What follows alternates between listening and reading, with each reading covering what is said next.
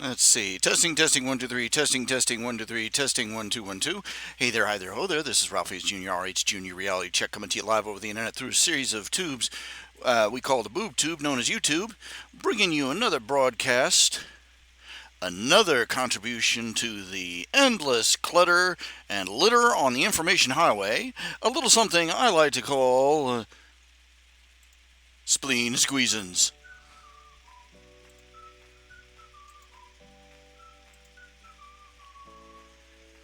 Dun, dun, dun, dun.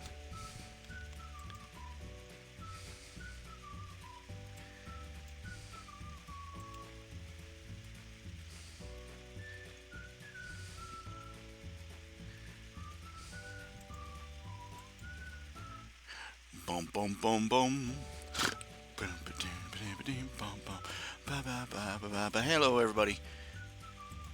This is me starting another day, doing getting up at the crack of noon. Seriously though, I wake up at like, I get up early. Early. I get up at like 8 or 9. And I sit down, and and do the morning ablutions, change, you know, you know, and bandit, and stuff, breakfast and the shower and all that stuff, and I sit down and poof, it's noon. This is, I am. Let's just say I'm an alpha I'm an alpha type personality trapped in a beta type perception of time. Just I'm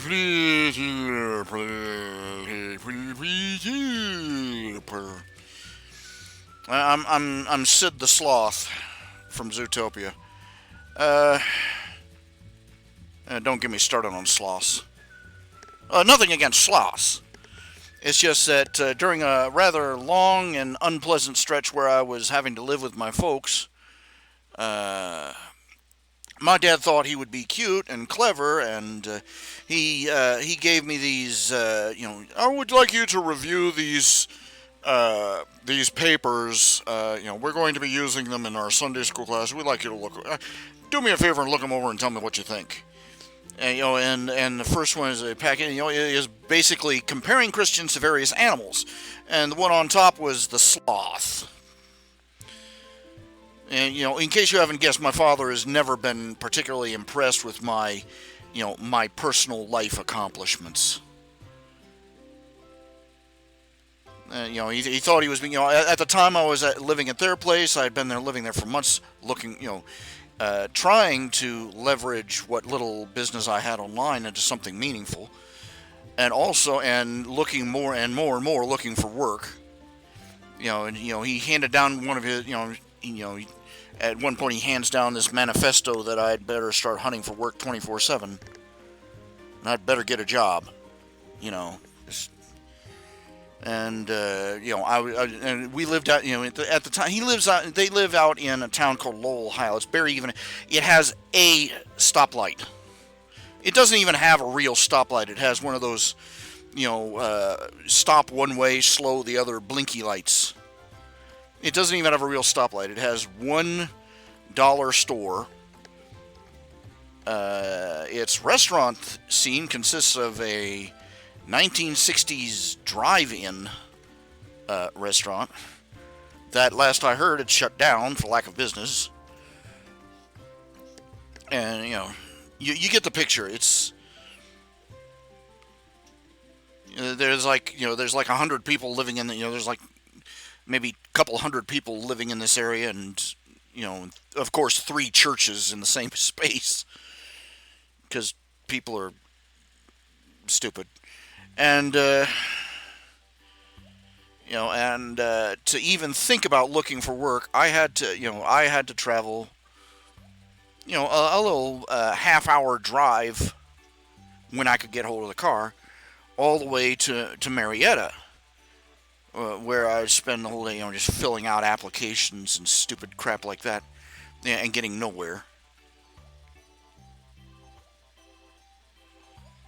He was a man of the '60s. He's convinced that if you wear a tie, doors will just fly open for you and people will fall down prostrate at your feet. Oh, we can't wait to hire you. You look so trim and professional. Meanwhile, I get to the local stores and I say, we take applications online. No, we haven't hired in the past 5 years. You know, but you can fill out another application. I love how every store you go to has a different job application form. There's no standardization. All this crap, all this information. One of these, if I'd had a little more initiative, I would have taken, I would have taken one home, run it into the computer, and just started, making mass production of my job application, just handing out here. Here, fill out one of our applications. Oh, here you go. You're gonna give me that crap. This isn't one of our standardized forms. We can't accept it. That would have been the result. Anyway, no jobs. Nobody was hired. But I was looking, and I finally managed to get a job at the Big Lots. Managed to hold on to that for a couple of years. And, about 3 days before is like my dad has a timer, or a barometer, I suppose.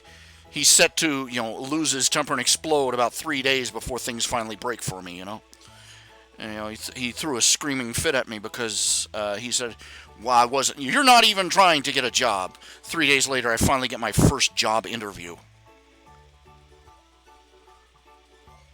So naturally he sits at home thinking that, his tender, loving approach was what motivated me.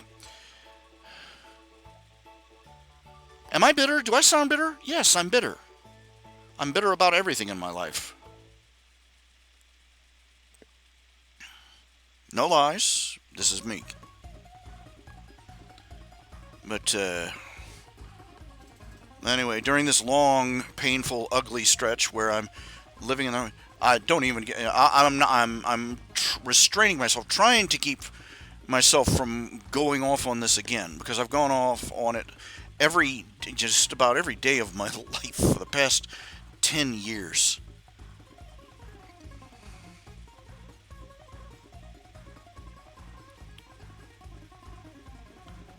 Let's just say that I was living on my own at one point. Living in a little walk-up apartment.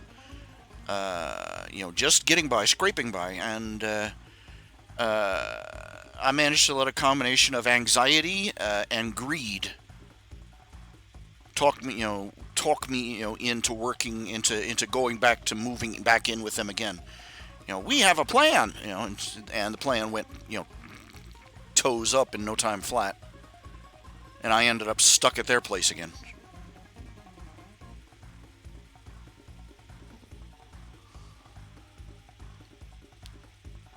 I don't know what it is about my father. He's convinced that living in a town with... He sees a community with no connections, no infrastructure, no businesses, no jobs, nothing... And he sees it as the promised land. We moved a dozen times in the course of my childhood, I think. I would have to go back and count. We moved so many times, and every time it was into some other yet another armpit of a town where nobody had any jobs. There was no business, and and there was less than that. And the most bustling one we lived in was what was it? Harrisburg? I forget. It was a Ohio town, place that rolled up its streets at 5 o'clock in the evening. The most exciting place in the town was the library. and it wasn't even a decent. It was probably about the library's about twice the size of my trailer.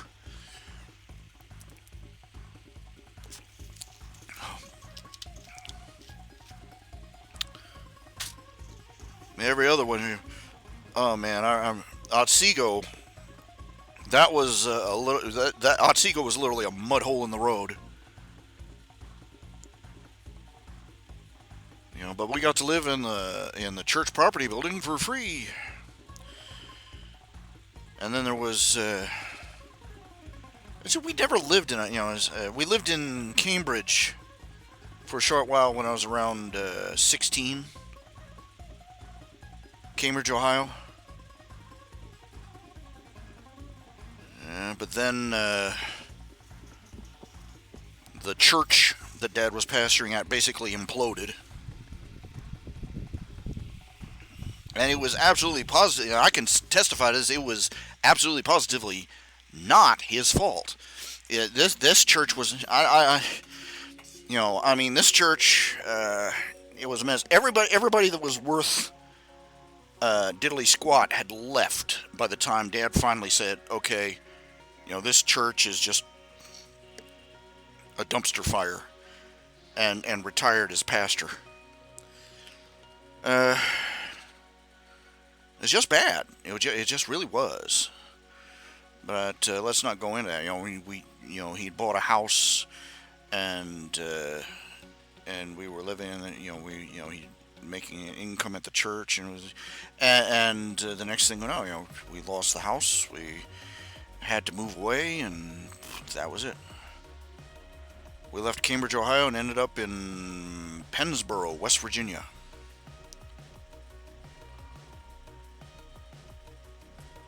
Which was another dead town. It's been, Pennsboro is one of those little places that, is just shriveling up and dying now that the railroads had pulled up. And oh man, let's see, Pennsboro, West Virginia is a pretty little town. I rather liked it. It had a certain charm that I absolutely loved. Something about it, I don't know. But it was sad to see because there used to have been a train that ran through, and all that was left was just a bare strip of land and a tunnel where the train had gone through, and it was gone. And now the town was just existing. And then there was lived in Lincoln County. On Mud River, and every time we moved, it seemed like it was a step down. Otsego, Ohio, Lowell, Ohio, Pennsboro, West Virginia, and I forget what the name of the. We weren't even. It wasn't even a town. It was a zip code out in the middle of the hills in West Virginia. And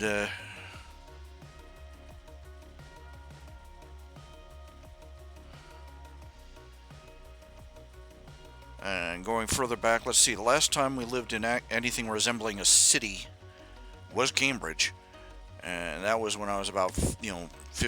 From the ages of about 14 to 16. And before that, we lived several years out on a farm out in the middle of nowhere. Big, huge farmhouse. I mean, enormous farmhouse. It was absolute murder to keep it warm in the winter.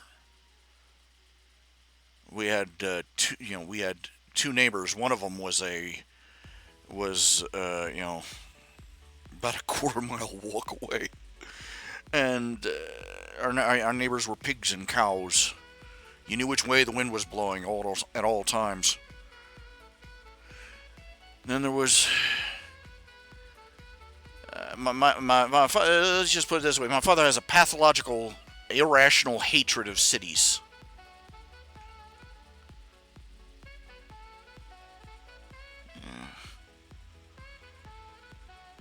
I suppose when he wants it when he finally succumbs to a heart attack or something, he wants it to be thousands of miles away from civilization where nobody can find him. Uh, he, he'd moved to these godforsaken, from the moment I turned 16 on, is why aren't you doing better? Why aren't you getting a better job? Why aren't you getting a job? Why didn't you get this? Why did you do this? Why did you do that? What are you going to do? And there was nothing there for me to get.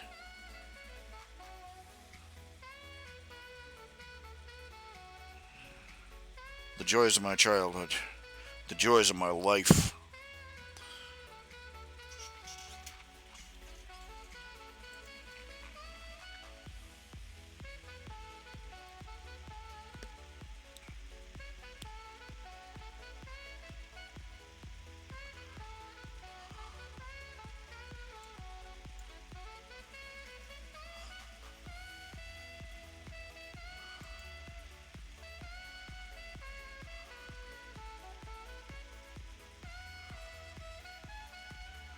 It's what can I say?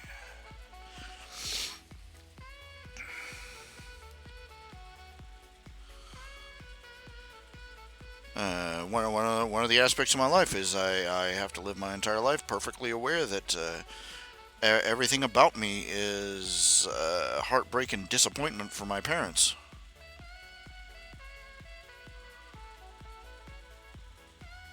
I'm not too particularly thrilled about it myself.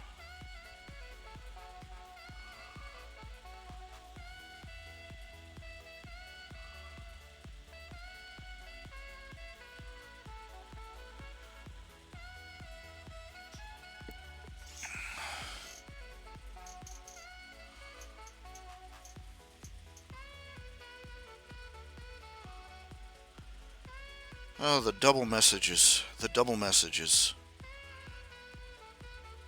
Every Sunday it was "Boast not thyself of tomorrow," and every other day of the week it was, every other day of the week and in between sermons it was, "Why haven't you planned out the rest of your life yet? You're 16.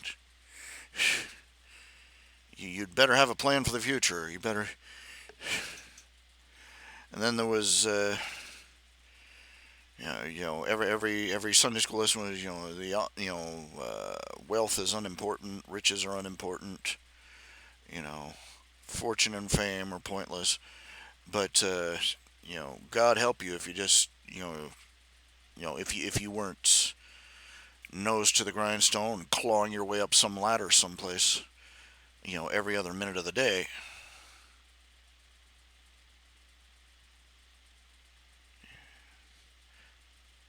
They give you a bull about how wealth doesn't really matter.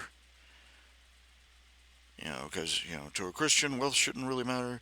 Well, wealth is unimportant. It's a temporary worldly thing, etc., etc. But they judge you as morally decrepit if you aren't, if you aren't grinding away, making the big bucks. If that's it comes down to this. You're allowed to be as hard a worker as you want, so long as you don't actually succeed. If they even get a whiff of an idea that you're not killing yourself trying to climb up a ladder with no rungs, you're slovenly, slothful, etc., etc.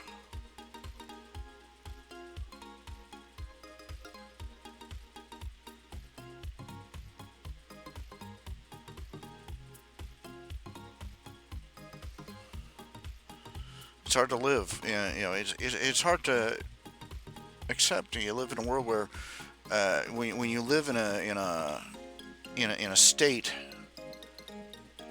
of being where your goodness is measured by how hard and successful a worker you are.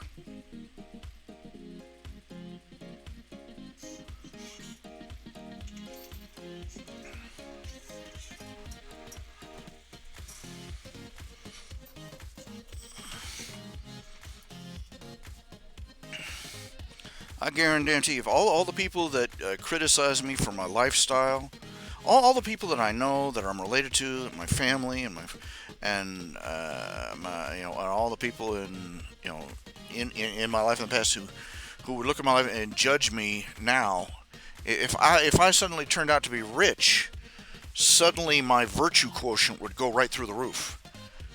Because obviously he's wealthy. That means he's a hard-working man blessed by God.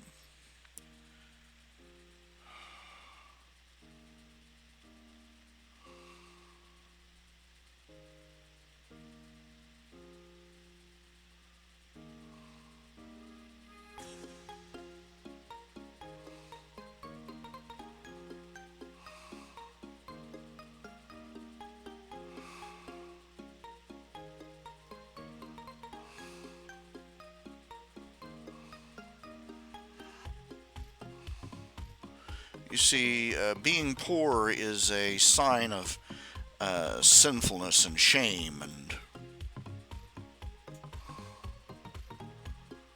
but of course, being rich is a sign of being decadent and uh, indulgent and worldly and carnal. And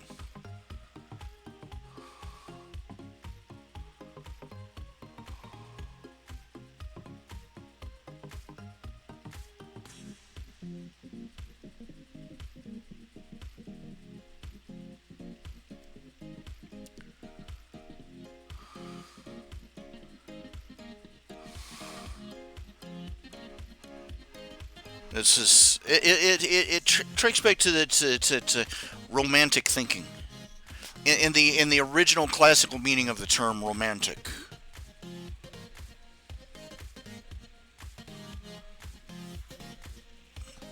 They have this. People have developed this vision of poor, hardworking people as being exceptionally virtuous. So long as they're both hardworking and poor. Like a medieval peasant. They break their back from dawn to dusk and then die standing behind a plow. Oh, what a good noble Christian man. So long as they don't prosper too much.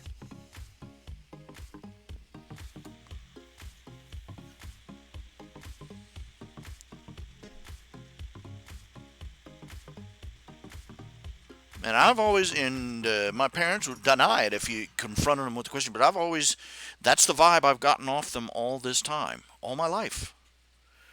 That if I somehow, if I didn't go out, get a good paying job and have a good, a nice home and a nice, family, and if I didn't live up to the young, upwardly mobile, middle class American prosperity standard, that I was morally degenerate in some way.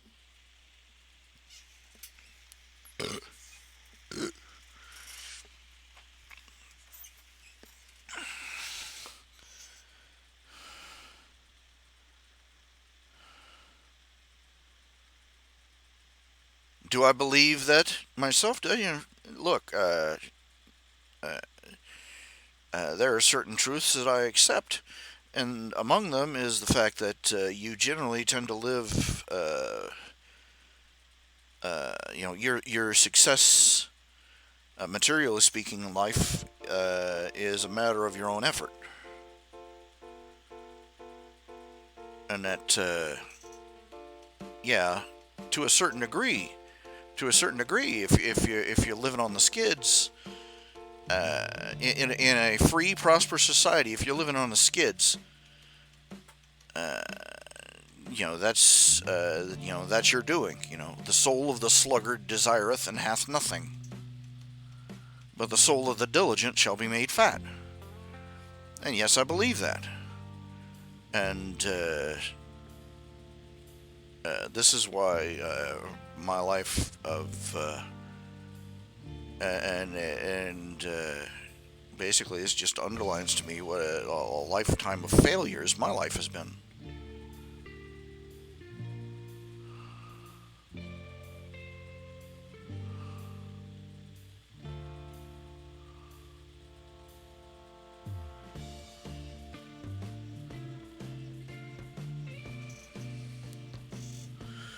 And but it all comes back to that. It comes back to the fact that your level of virtue is measured to some degree by the stability of your bank account.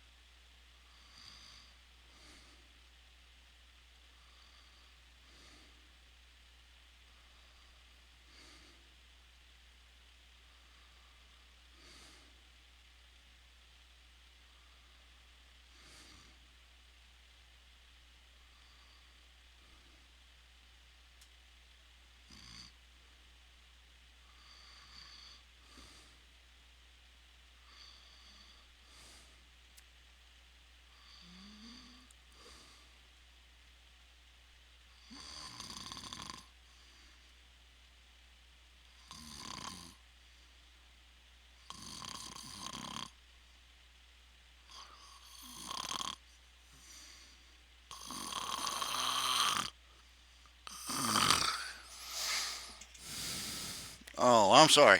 I just drifted off. I did. I fell stone cold dead asleep in the middle of my own show. I'm sorry about that. I forget what I was. I was trying to think of something. I forgot what I was thinking about, and my mind drifted and didn't come back. Hello. Let's see, Mr. Cartoon Critic. Mr. Cartoon Critic has just walked in. Channel. Bam bam bam bam bam bam bam. I don't have a fanfare. I don't know what to do for that. Uh, yeah, it's getting crazy out there. Everybody's closing down. An American law group is suing communist China uh, over the coronavirus. The GOP caves to Pelosi. Nancy Pelosi, you slut. You wrinkled slut hag. Pelosi she's been basically every time they try and pass a financial aid relief bill for the for the coronavirus situation, the one where they try and help out, keep the businesses and the small businesses from collapsing and all the taxpayers from starving. She comes in and she shoehorns in a few dozen of her goodie lists that she wants in, and they have to scrap the whole thing and start all over again. The last round, she tried to push in they tried to push in a abortion funding section into the bill. somebody needs to drag that old goat back behind the barn and put her down for good. A horrible hag. They're going to give $350 million to refugees and migrants. And now Pelosi's taking credit for the bill. Ugh. They're just some horrible human beings that, why, you're going, okay, God, you're supposed to be a just God, why haven't you dropped a house on these people yet? Ugh. Just rrr.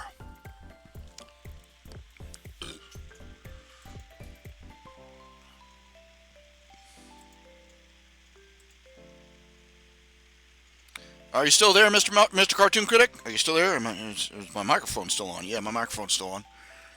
It's been a long time since I've done a show and fallen asleep in the middle of it.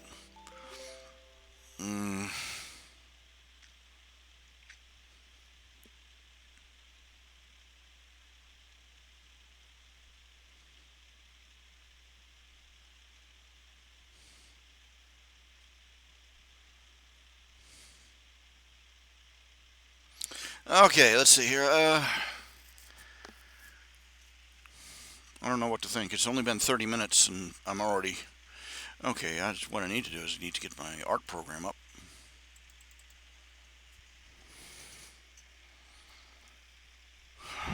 Why is it so hard to force myself to do things anymore? Why do I have to force myself? I used to love doing what I do. Now I have to force myself to do it. It's tiresome. I hate that I hate that in myself. I'm not particularly happy about anything about myself anymore anyway.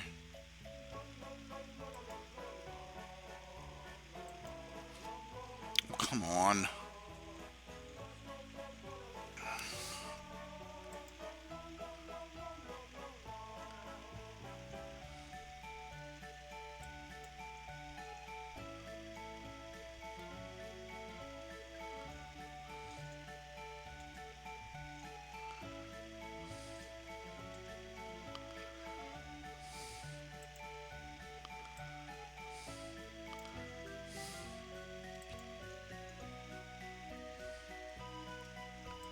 Stupid thing froze up again, didn't it? And it froze up again. Typical. Stupid fraggin'.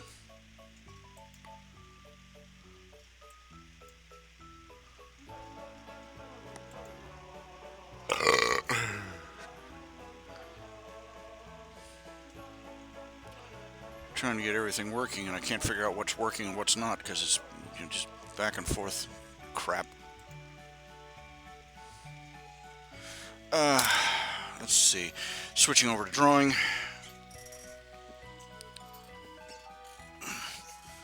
Kind of hate myself.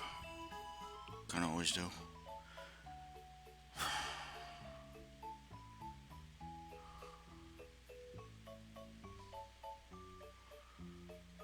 I think the reason that I'm grousing about all the things my parents used to do in the past.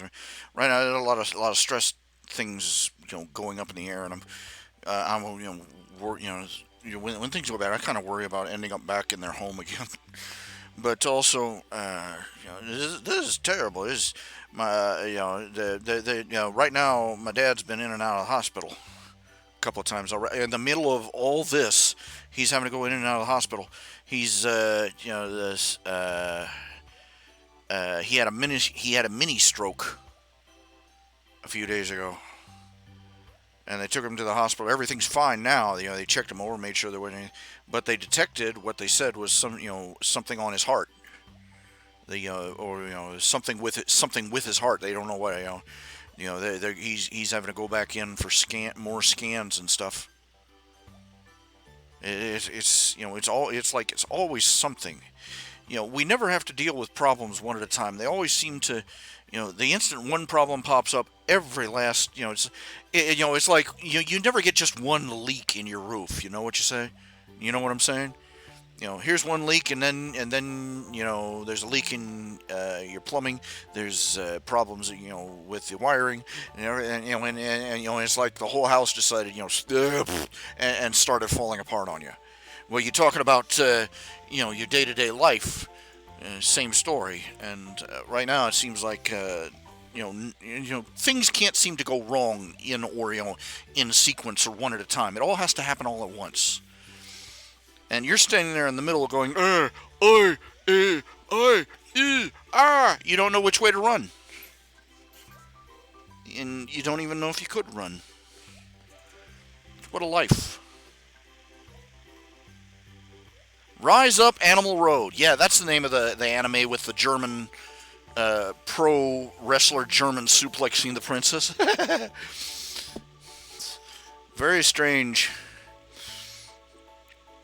It's cute in a sort of semi creepy way, but yeah.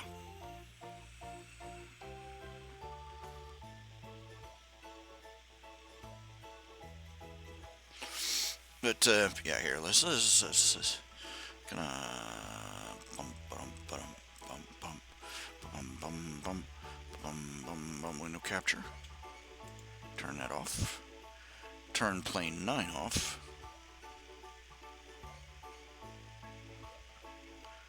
I hate having to restart plane 9 over and over. But I need the processing power at the moment.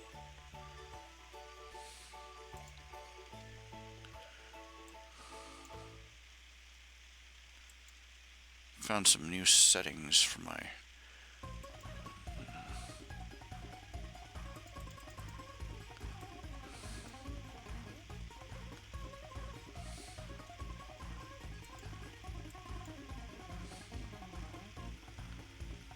bum bum bum bum bum bum bum bum.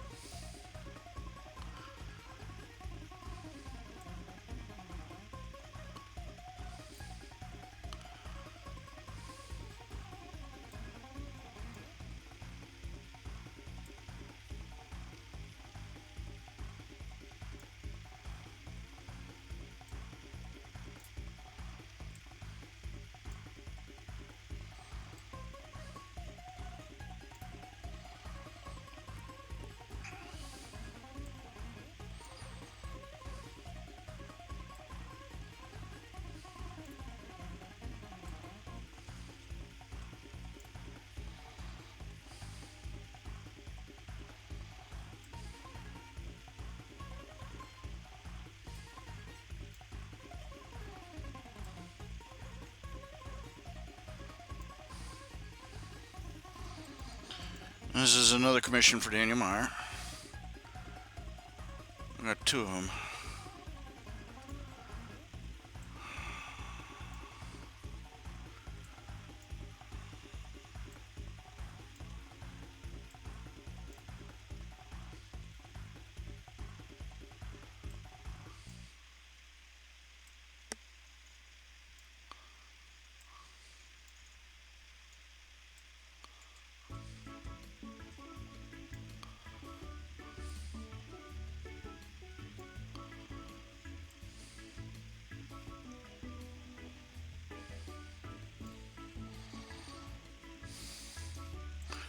Managed to adjust the settings on my brushes so that they come out looking more ink brush like without, you know. Well. You can see what I'm doing here.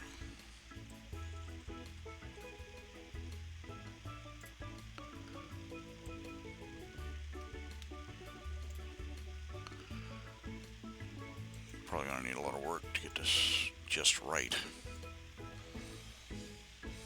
Oops, I got it on the wrong layer, wouldn't you know? Typical.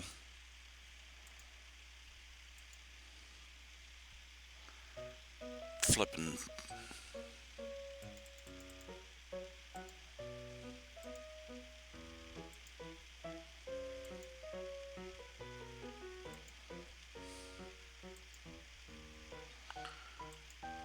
Even completed lines look like completed lines. They are not completed lines. It's dead blasted. Is it still? Yeah, it's anti-aliasing. I've got to stop that.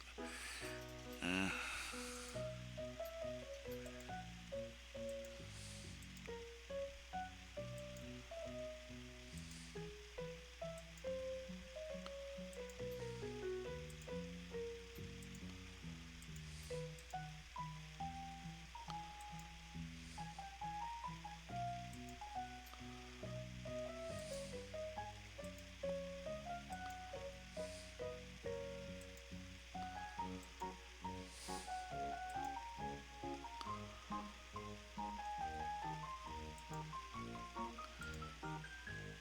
it's. I don't know. I don't feel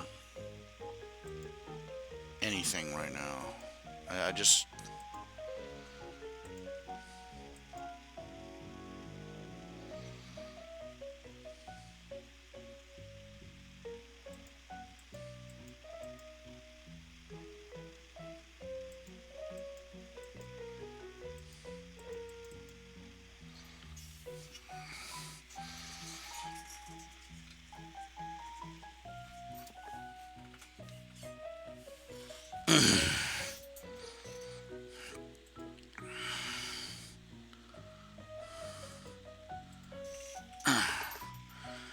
Blasted thing.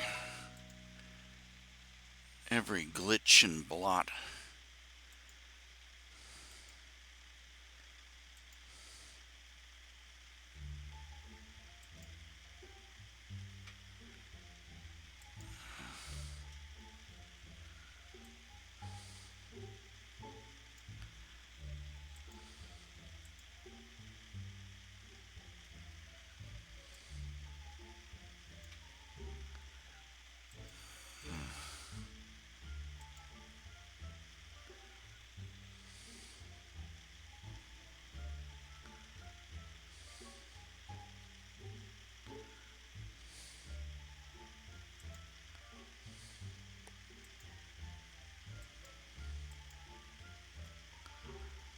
Why is it?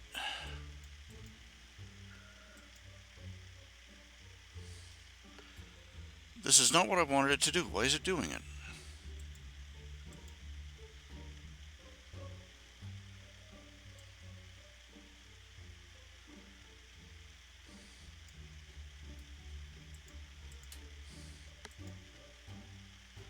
There we go. That's more sensible. There we go. Edit, cut, edit, paste.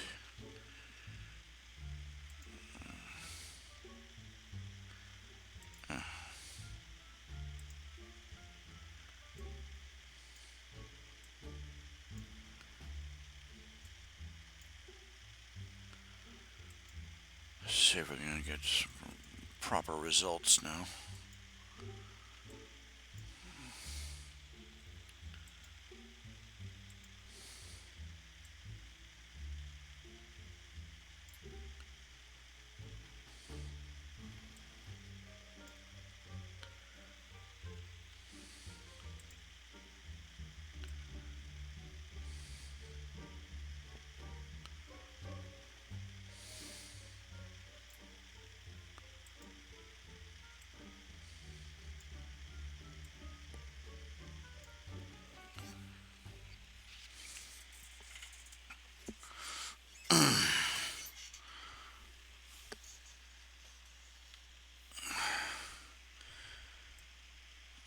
really bad bout last night. Really bad.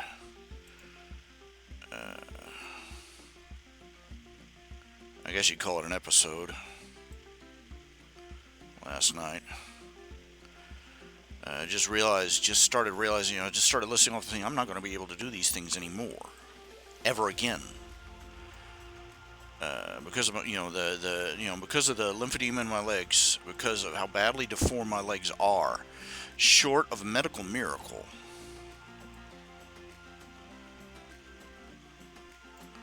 I am never going to. I'm never going to go to the beach again. I'm never going to. I'm never going to, be able to go to the Columbus Zoo again, and just putter around. I'm never going to be able to go traveling anywhere. I'm never going to be able to go to the beach. I'm never going to be able to go anywhere.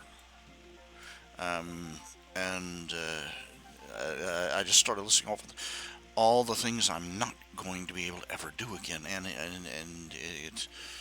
it just about shattered me.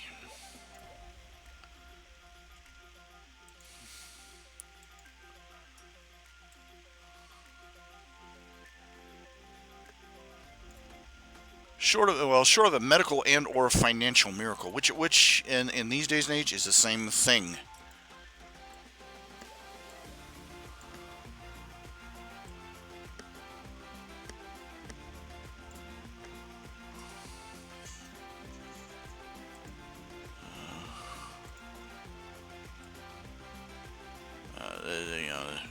You know, the only thing they've got, the only thing they've got in the way of treatment for my conditions, they're all experimental.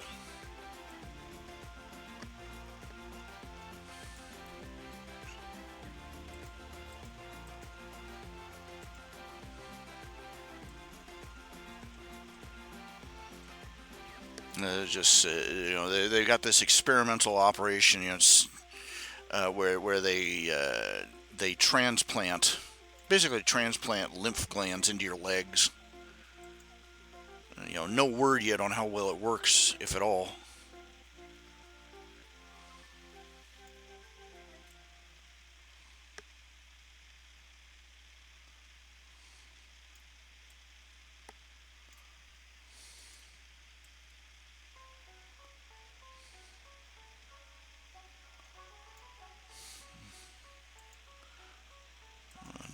There's only one. I think there's. Last I checked, there was only one surgeon in the tri-state area who even considers doing the surgery. So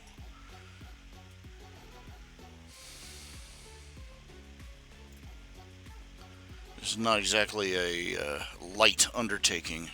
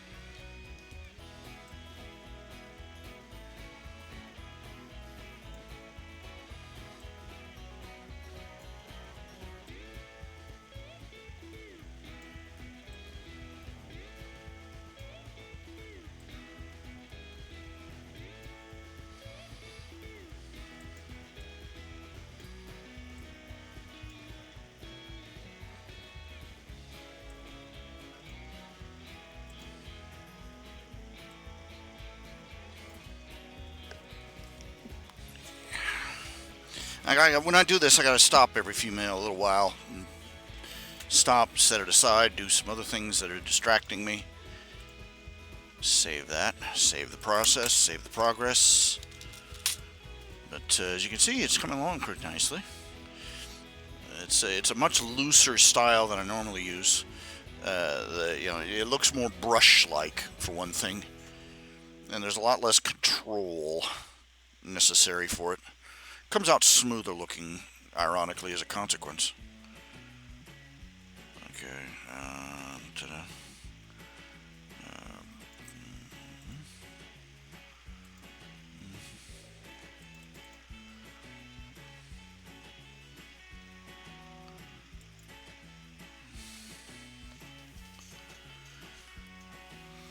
Yeah, Manga Studios. I use the mark. I use the mark. I don't use the brush pens. I don't like fiddling around with the brush pens for some reason. It just I can't quite seem to get it right. I can't tweak the settings on it. But I took the marker pen and I tweaked it so that the line tapers, and I pretty much maxed out the post correction feature, which gets all the little jitters and wobbles and wibbles out. And voila. Oh my, let's see here.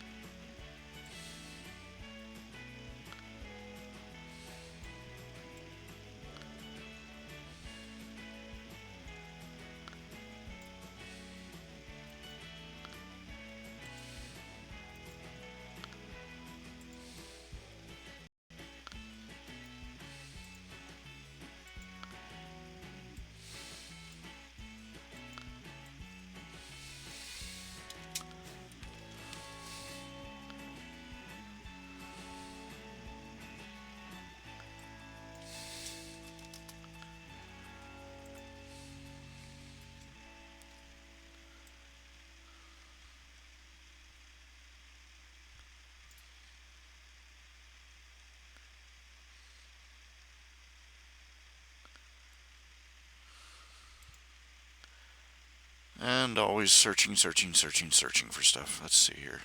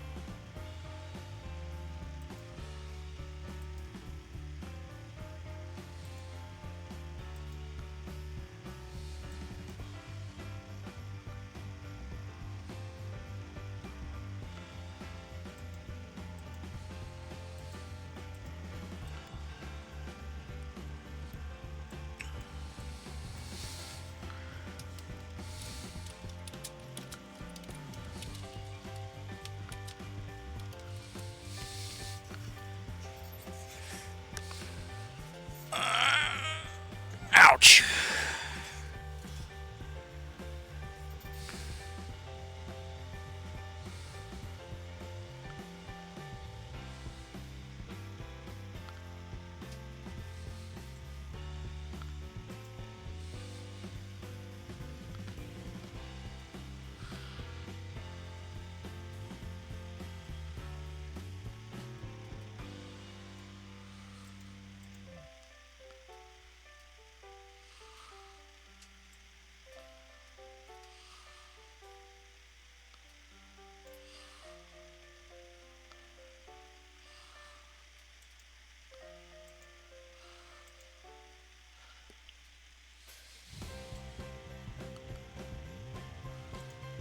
Now, I was asked yesterday if I had any recommendations for fan fiction. For fan fiction, well, I've got a recommendation for a good worm fan fiction. It's called One More Trigger. And the whole basis of it is that one tiny change changes everything. In the original story, Taylor is bullied by her ex best friend and a couple of hangers on, and that gets the whole ball of the story rolling. In this one, in One More Trigger, her best friend Madison is the one who triggers first because. And what happens is that she happens, the whole story starts off to give you the timeline. Okay, Taylor is off at camp, trying to recuperate, because her mother has recently died. She's been sent off to camp, try and get away from her grief for a while. And while she's gone, Madison and her father are carjacked. And they nearly get killed, but the vigilante Shadow Stalker drops in and saves them. As a consequence, Madison ends up becoming best friends with Shadow Stalker. The thing of it is, Shadow Stalker is Sophia Hess, and Sophia Hess is a complete psychopath. And she corrupts Madison, turns her infects her with this only the strong should survive mentality. Turns her against Taylor and starts off a bullying. Well, not Madison, Emma, but turns Emma against Taylor. Emma and starts a bullying campaign that results in Taylor triggering and becoming the protagonist of the entire series, Worm. In One More Trigger, what happens is that during the carjacking, instead of looking to the right, Emma looks to the left, and she sees Shadow Stalker just crouching there up on a balcony, watching and waiting to see what happens, and doing nothing. And she realizes that Shadow Stalker is supposed to be a hero, but she's not intervening, and that pushes the last button on Madison, and she triggers and gains powers.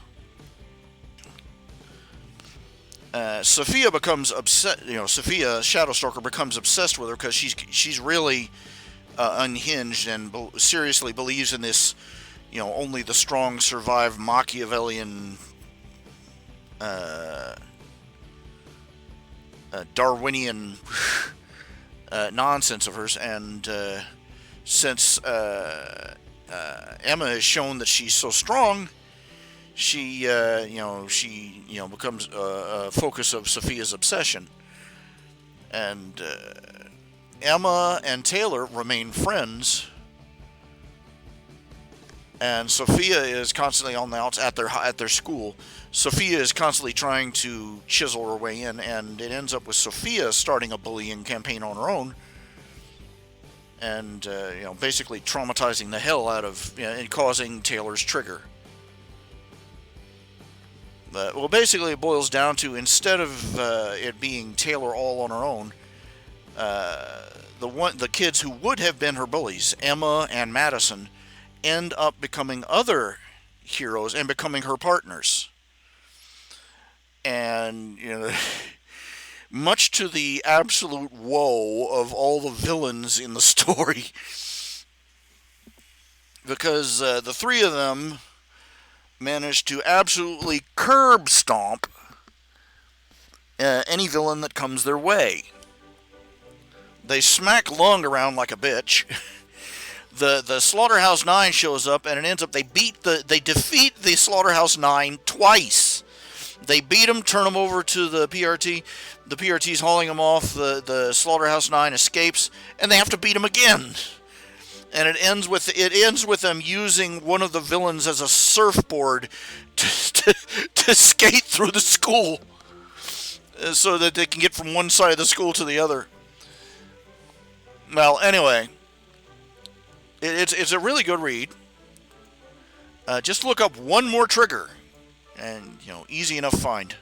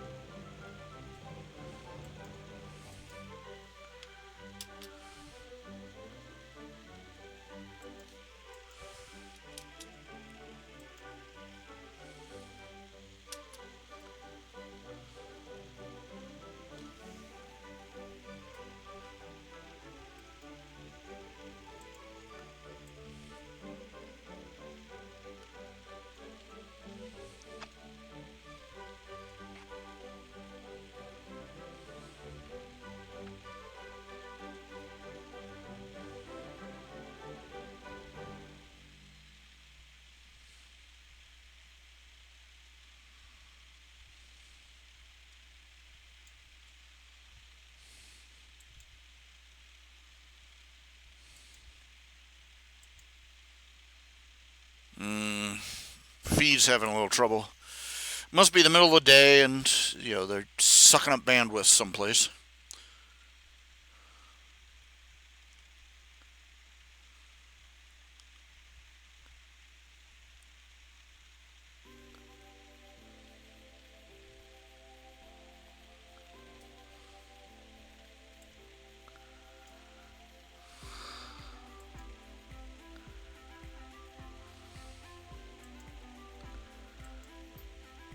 Okay, let's see here. I don't need a pie crust recipe. Why have I got that window open? It looks like Prince Harry is banned from visiting Prince Charles after Prince Charles tested for the coronavirus. Crap, that freaking virus is getting everywhere. That's largely what's making people freak out. It's a fairly innocuous disease.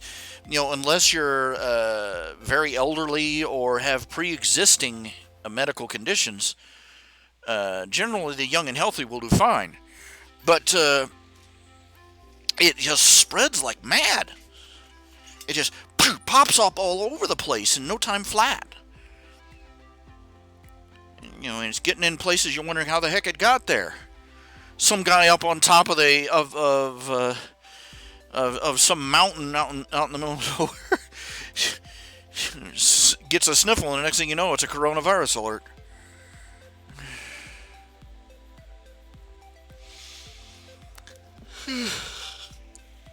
They're talking about giving everybody, single people, checks for up to $1,200, and couples with children, $2,400. If they give me $1,200, I'm going to be giving it right back to them as my taxes. But I'll take it. Good night. I'll take it. If they really wanted to help us, they'd just say, okay, don't worry about taxes this year. Done.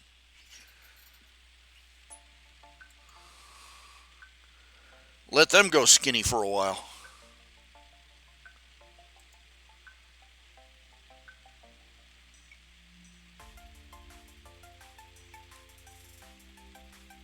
Yeah.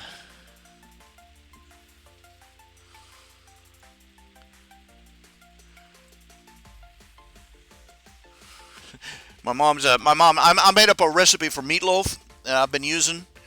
It's basically just a pound of hamburger, a package of stuffing mix, stovetop stuffing, a pound of hamburger, an egg, some ketchup, and some stovetop stuffing mix.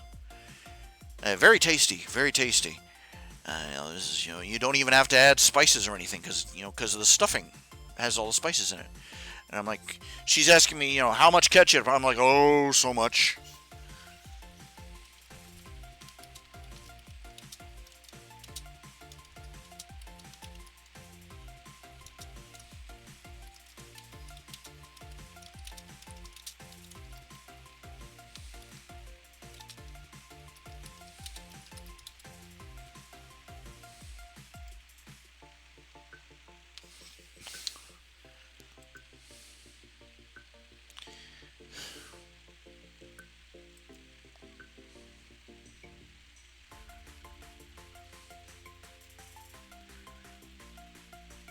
Man, that it's the irony that cosmic irony that a flu outbreak would constitute a bailout for me. I still, they call it they call it coronavirus or COVID and all these other names because they don't want to upset the Chinese. Which is why I call it the Wuhan virus every chance I get.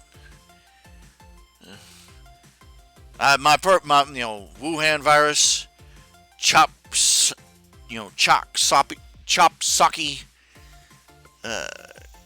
Hong Kong, the Hong Kong plague. My favorite so far is Kung Flu. Okay.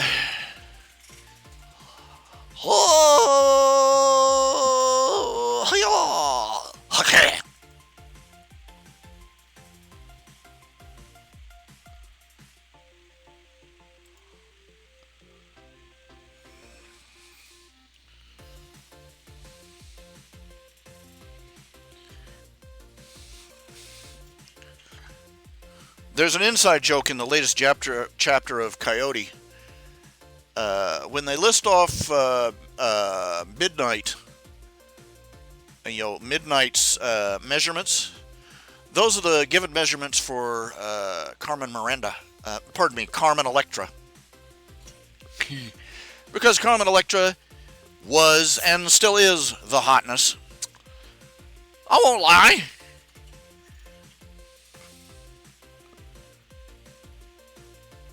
I won't lie about the things I discovered doing a Google search either. Man, holy crap. That woman is built that woman is built solid as an anvil, let me tell you. At least she was back in the 90s, let me tell you. And from what I've seen of pictures of her today, she holding up well. Oh, that's just the plastic surgeons. Well, if everything about Carmen Electra is due to plastic surgeon, I want to find that plastic surgeon and shake his hand,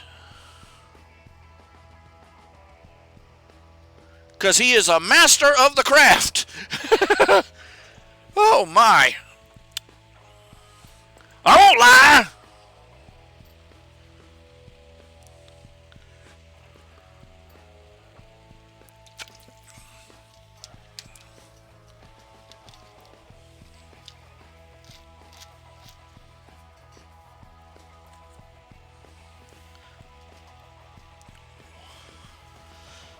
Woman walk into the room, everybody in the room, every guy in the room.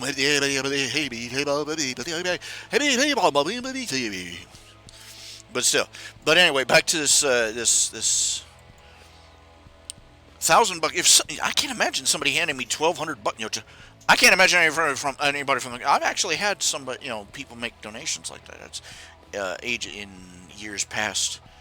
I nearly had heart failure a couple of times. Just.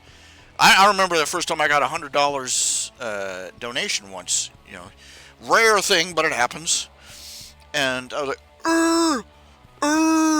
I was lying there barking like a seal in my chair. The heart has stopped. What do I do? $100. And then somebody came along and a few years after that, put $1,000 in. I'm like, nearly killed me. He had generous fans and it killed him. But if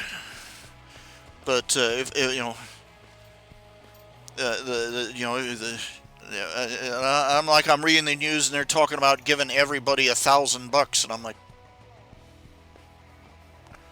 could you just give me your receipt for my taxes this year and just call it done? That would help me out more than anything right there. Or I could turn around. I could turn around. I'm gonna. When I sit down and finally do my taxes for the year, I'm gonna end up having to put it on a payment schedule again. And I'm already on, $50, paying them $50 a month, because that's what I can afford.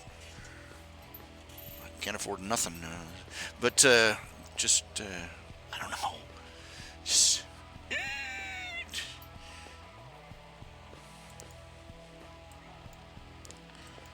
no, they're not gonna do that to me. No.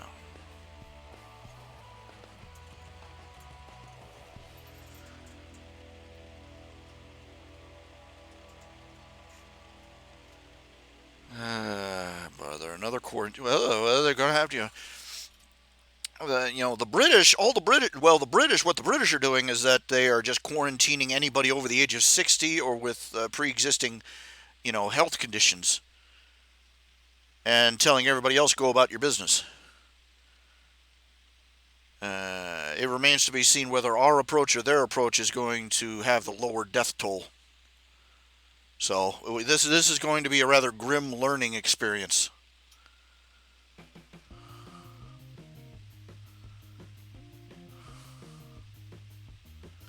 If they really wanted to keep the economy, tottering along, they just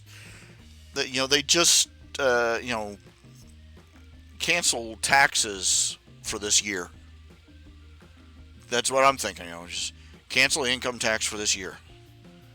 You're done. You know, that would do it for me. That would save the bacon.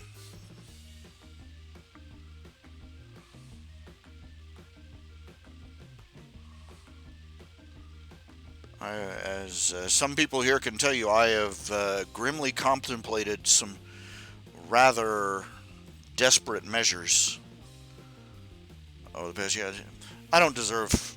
Look, I don't deserve help. I don't.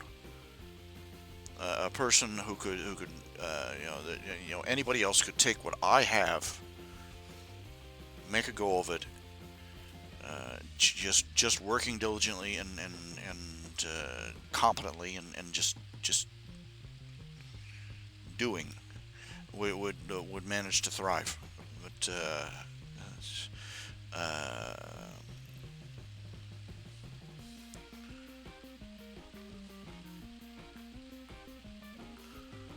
me, I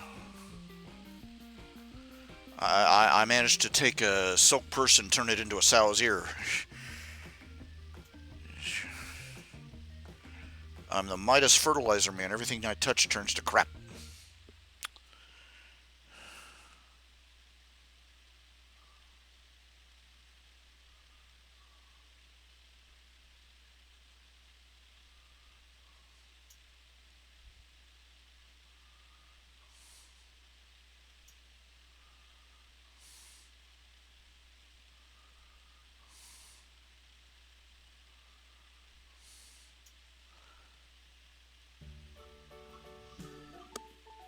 I'm not going to turn down any charity I'm offered because I want to live.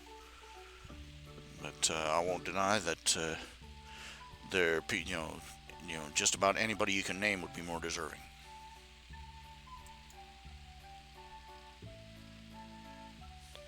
Too old to change, too young to die.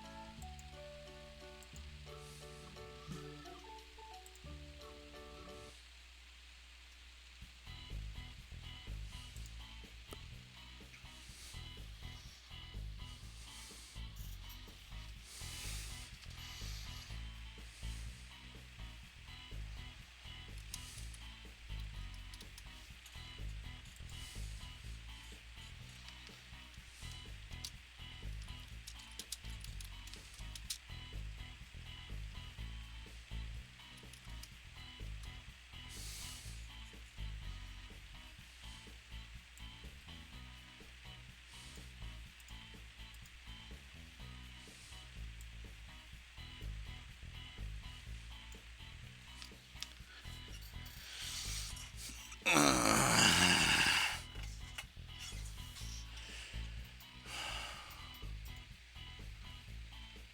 what am I looking for? What am I looking at? What am I looking at? What am I looking at?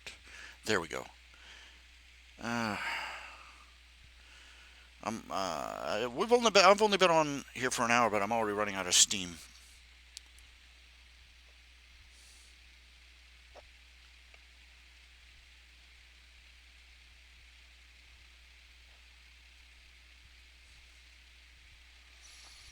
Okay, I'm going to, okay, Eli T Mug, Daniel Meyer, Mr. Cartoon Critic. I'm going to have to go offline for a few hours. I will be back later this evening, hopefully conscious, and we'll pick up from there. How's that sound? Gee, it sounds great. Terrific. Glad to hear it. Okay. I will catch you all later, all right? You all take care of yourselves, and I will see you then.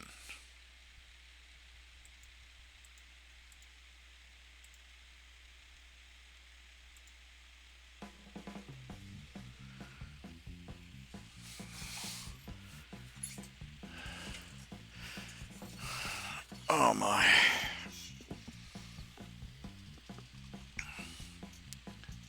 You all take care too. Good night, everyone, and well, good afternoon and good luck.